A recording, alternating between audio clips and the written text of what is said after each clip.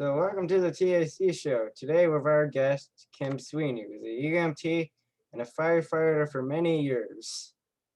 So how did you start out your career in the EMT field? So I grew up around the fire department. I grew up in Westchester County outside of New York City, and my dad was or is a lifetime member of the Rye Fire Department. So I grew up around the fire station. I grew up watching the fire trucks go out the door and grew up around the culture of volunteering for your community. So it was ingrained in me. And I came up to Ithaca to go to Ithaca College. And there I was fortunate enough to become exposed to the Ithaca Fire Department that had what they called a bunker program at the time. And the bunker program allowed you to live in one of the local fire stations and volunteer. They gave you all the training and everything else like that in return for free room and board. So I saved my parents a huge chunk of money when I was in college and got my initial training. So I've been a member of various fire departments for, I think, close to 30 years now. It'll be 30 years this fall. So that's how I got my start. And at first I was just a firefighter. And then later on, I decided that I could try the EMT class. So I went to T.C. And the program at the time, again, this was probably about 21, 24 years ago, was 2 semesters long, or like a semester and a half long. And we went like Tuesday and Thursday nights and some Saturdays. And eventually I got my New York State EMT certification. So that's kind of the backstory as to how I became a firefighter and then an EMT. So what exactly does an EMT do in the first place? So EMT is an emergency medical technician, and depending on where exactly you are located, it depends on your service. Here in Lansing, we're a first response rescue. So when my pager goes off, when somebody calls 911 and my pager goes off, if I'm available, can respond to the fire station, and we have a Suburban with basic supplies in there. There is an AED. There's all kinds of trauma gear for things like car accidents and things like that. And then there's a medical first in bag. And we can intervene doing certain basic things that New York State allows us to do by protocol until Bang's ambulance arrives. Once Bang's ambulance arrives, they have higher trained people to take over from what we are at the basic level and get people transported to the hospital and more definitive care. Oh, so so the paramedics and like the people in ambulance or do that type of stuff? Mm-hmm. Yep. So is EMT itself just a field, or is it just like just one job specifically? Is it a field of jobs? It could be a field of jobs, yes. So myself, I'm a basic EMT in New York State. You can become an advanced EMT, or you can become a paramedic. They're just different levels of care. And usually when you become a paramedic, you also have some kind of a paid job. So you can actually turn this into a career. Absolutely. So do you have to do any like type of job interviews for to be a volunteer firefighter or to be EMT, or do you get the training and then you just like apply for the job and then you go and get the job and after you complete the training? So it depends on what you want to do. Here in Lansing, we're 100% volunteers. So if you were going to join and become an EMT in Lansing, then you would just join the Lansing Fire Department, and the fire department would give you the necessary training and send you to the necessary training to help them out. You could also go and apply for a paid job down as somewhere like a paid service like Bang's Ambulance. And then you are in their system and you end up with a paid job. So it could go either direction. Oh, so what was the first fire you ever had to deal with, or like the first call, I guess? The first call, so my very first call, I was a college student living at Station 5 on Danby Road. So right by the football stadium at Ithaca College, if you know where that is. And it was to Ithaca College for a fire alarm in one of the dorms. No. So it was not very exciting. So the first one was a false alarm? Yes. Oh, wow. That's very, very interesting. I've seen some very unusual calls through the years, though, that's for sure. Yeah, what's the most like bizarre call you've ever had to deal with, like throughout your 20-year plus career? Oh, wow. There's been a lot of them, and some of them are more traumatic than others. I have students in school that ask me what was the worst call I've ever been on, and there's a lot of, you see a lot of horrible things in this field too. I was on a fire where 5 kids ended up dying in the fire. And that was very difficult. Fortunately, that was when I was in the Ithaca Fire Department. We had a very proactive chief that helped us through that difficult time. And I've had former students of mine get into horrible car accidents. And I've had former students of mine die because of various things that I have had to deal with. So you see your fair share of strange and bizarre and sometimes difficult things. How do you deal with the fact that you like, even though like you're a firefighter and EMT, and yeah, you're meant to help out people and stuff, like how do you, like, was it harder to deal with like back 20 years ago, the fact that you can't always save everyone? I think I deal with it in several different ways. First, one of my good friends here at school is also a firefighter EMT, Mr. Ferguson, and he and I are often on the same calls together and can then kind of process them afterwards together. I also think that I am very fortunate in that my partner, Scott Purcell, was the Lansing fire chief for 16 years. So he understands a lot of where I am coming from, and he is actually often also on those calls.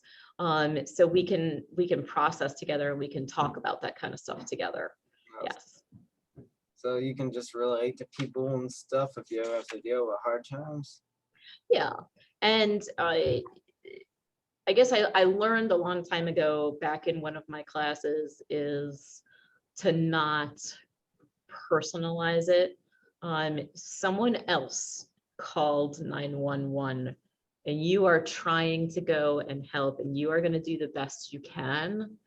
And that's where we often rely on our training. In the heat of the moment, you fall back on what you're used to doing, and hopefully your training will kick in and your experience will kick in, and you kind of go into like almost like an automatic mode. Oh, that's very interesting. Like, do you like being a firefighter better, or doing EMT stuff, being an EMT? I actually like them both very equally. They're both challenging in a very different way.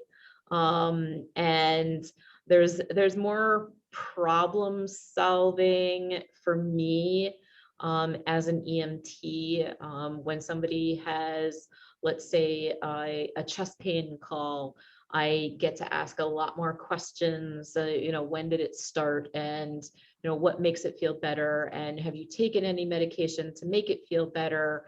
There's a lot more questioning that goes into it.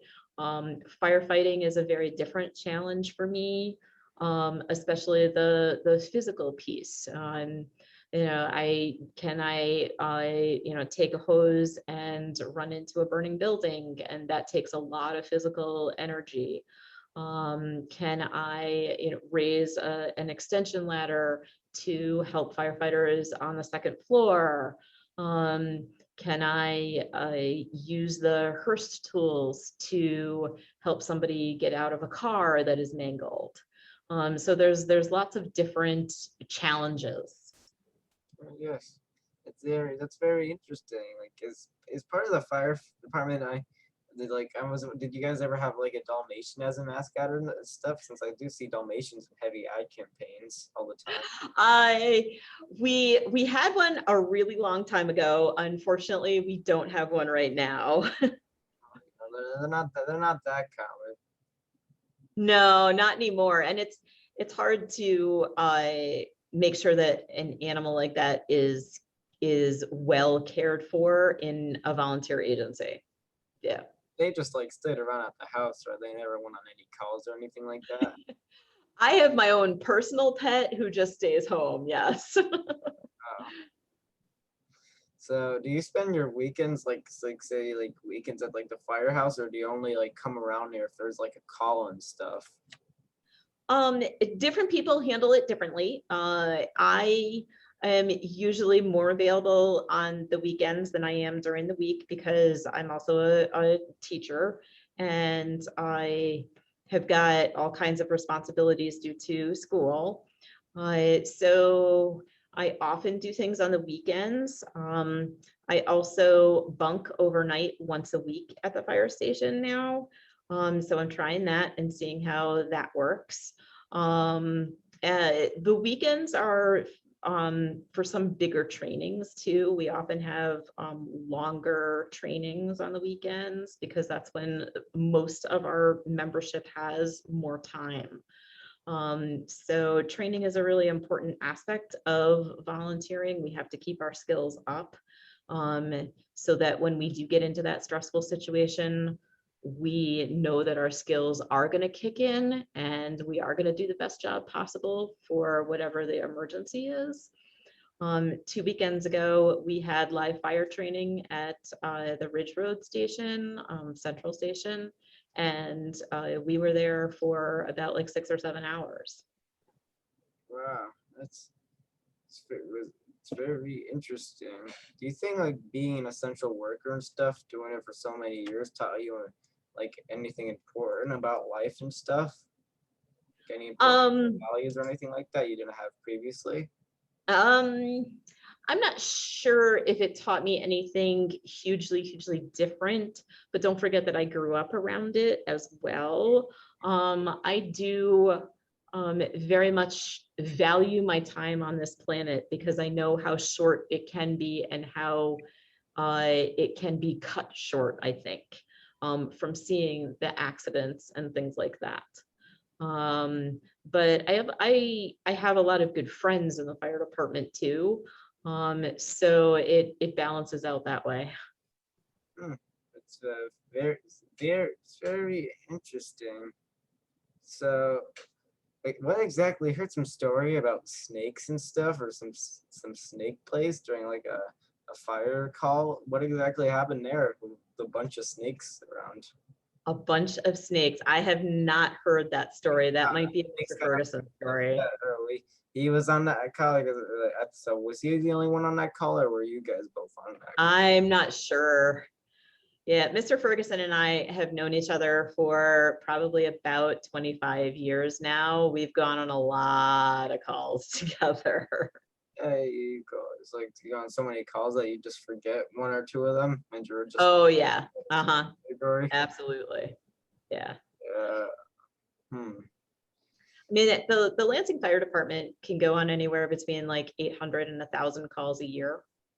So if you average that out, we could potentially average about 3 calls a day.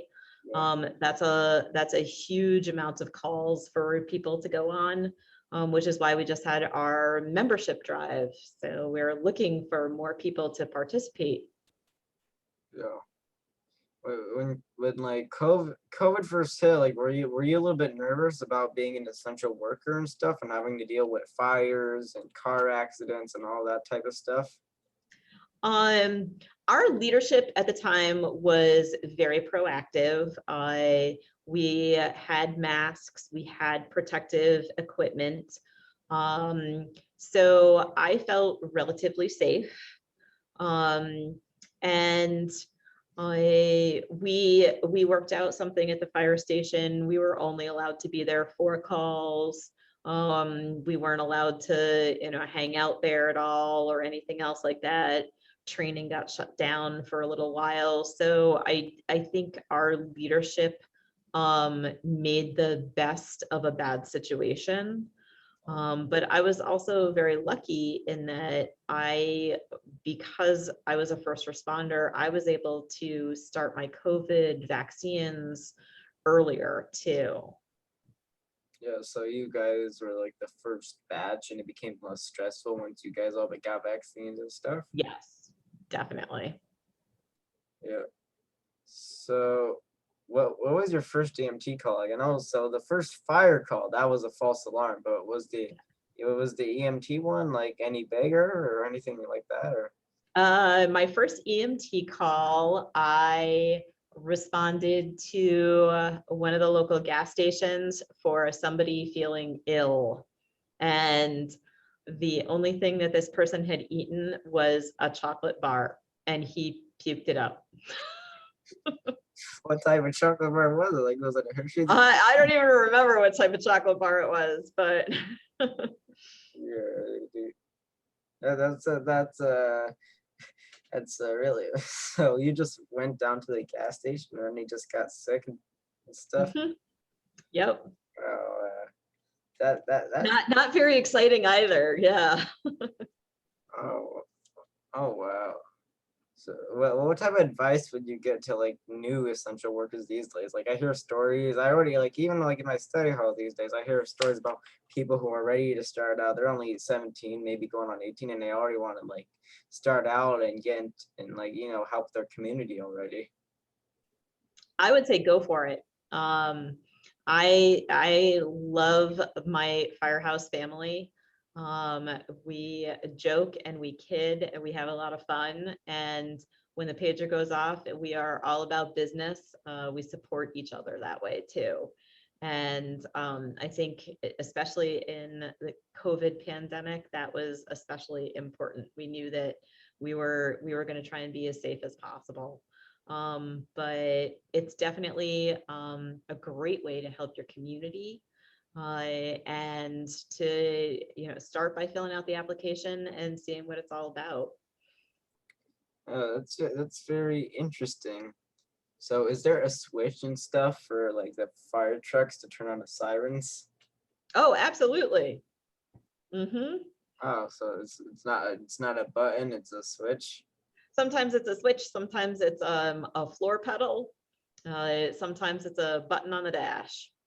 Yeah, so learning how to drive one of those things is all part of the training, right? It's not like you don't need like any sort of separate license to ride to like control an emergency vehicle, right?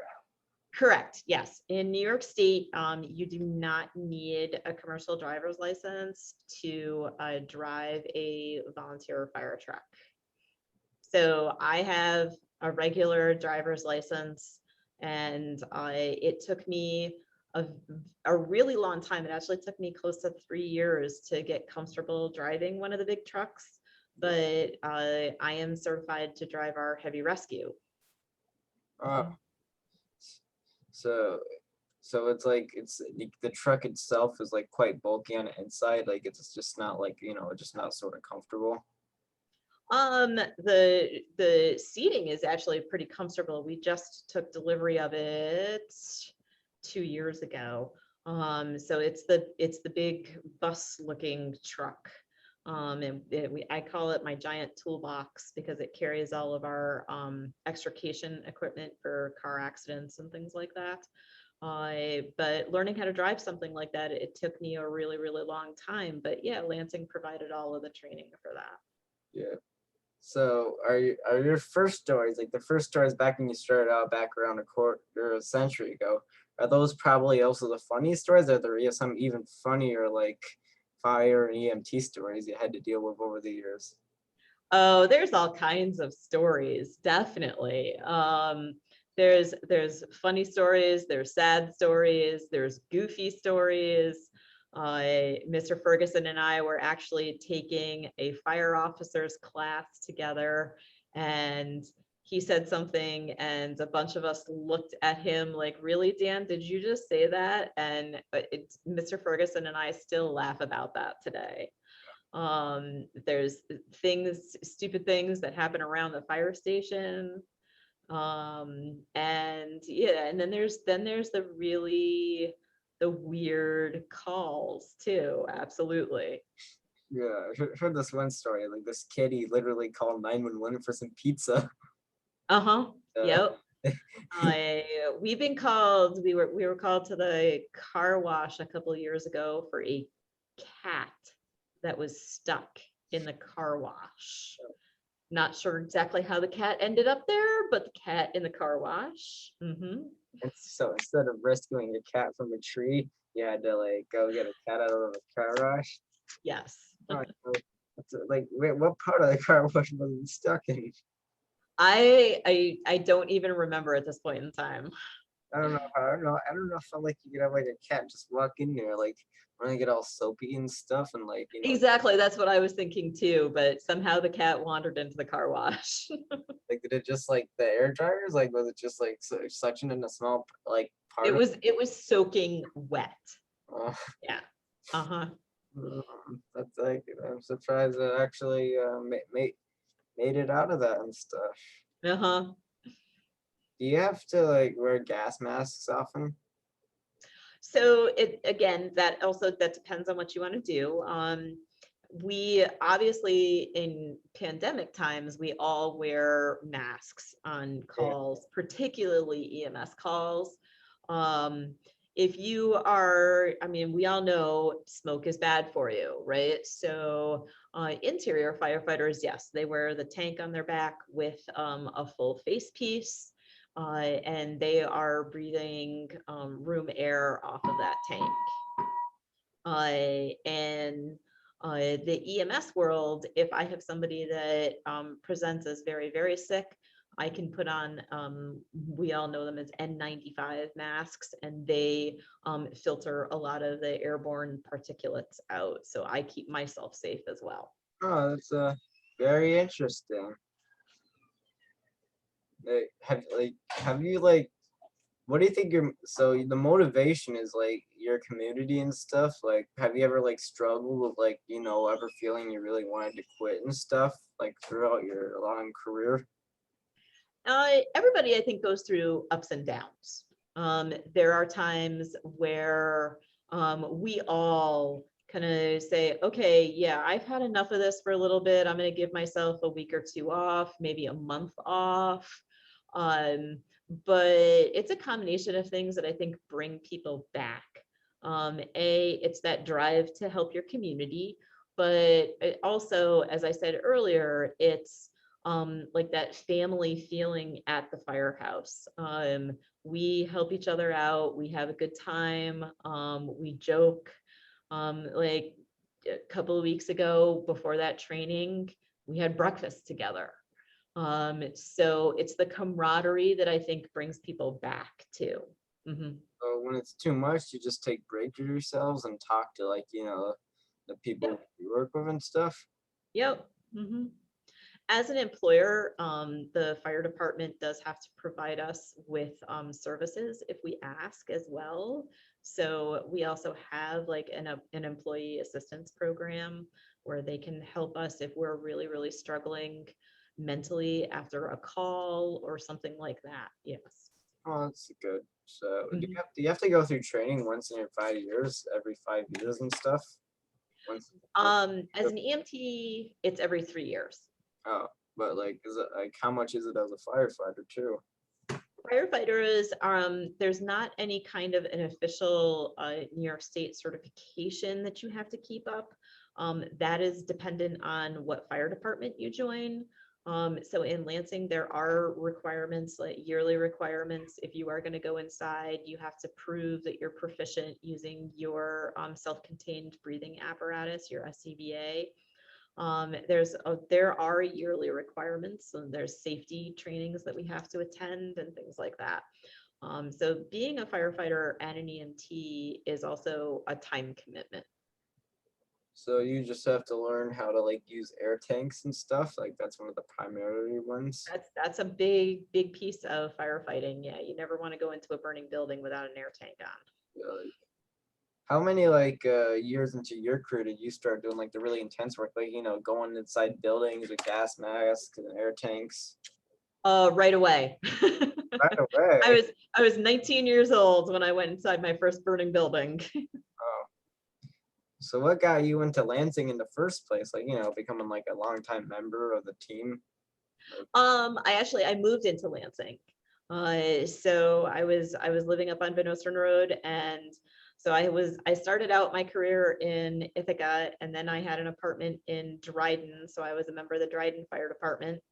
And then I moved to McLean, and I was a member of the McLean Fire Department. And then I moved to Lansing finally and settled down, and I'm still a member of Lansing. So a lot of it is your geographic area and what fire department are you living in? Oh, so you just preferred it over like all the other like local upstate New York's like towns and stuff? But it's also, I mean, I started out at Ithaca College, and I love the central New York area. So I decided to stay up here. And I was very fortunate in that I also found a job up here too. So Even working as a teacher and stuff, like, do you ever feel like it's quite a bit to balance and stuff, like both jobs? Like, I know you say absolutely. I'm freer, like, does it Yeah. ever get like sort of wild? It does get wild. So especially this year has been so different with the concurrent teaching that we're trying with some kids at home and some kids here at school. I have not gone on as many fire calls this year because I've had to change lesson plans and things like that. So it balances out. I'm also fortunate in that, I can kind of make up for some of that during the summertime, during July and August. Oh, that's really interesting. When you first got the job here, they're like having experience with the community as like as an EMT and voluntary firefighter, did that help out within the job interview and helping get a job? I'm not sure that it helped me get a teaching job. I do think that it helps me be a better teacher. Because I am in the community and I see a lot of different places. I know where kids live, and I sometimes get to see them out in the community. I do think that makes me a better teacher. Yeah, but I do find it interesting. It's like my sister was doing some dodgeball like match with Mr. Ferguson back 6 years ago. Uh-huh. And it was like I didn't realize at first that it was like a teacher from like 15 years ago, and it was talking to Uh-huh. actually competed on a tournament together, and it was just sort of cool because I had that Yep. community connection. Yeah.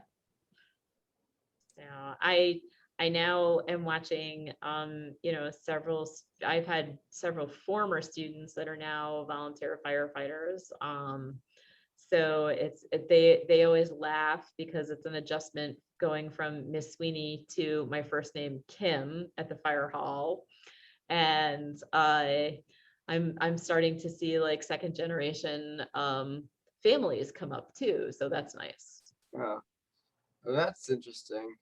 Well, anyway, thanks for talking about your EMT and firefighter stuff. It was really cool hearing about your perspective and experience and what it's like to have those jobs and the things you do. I just gotta say, thanks for talking. Thank you. Thank you for interviewing me. All right.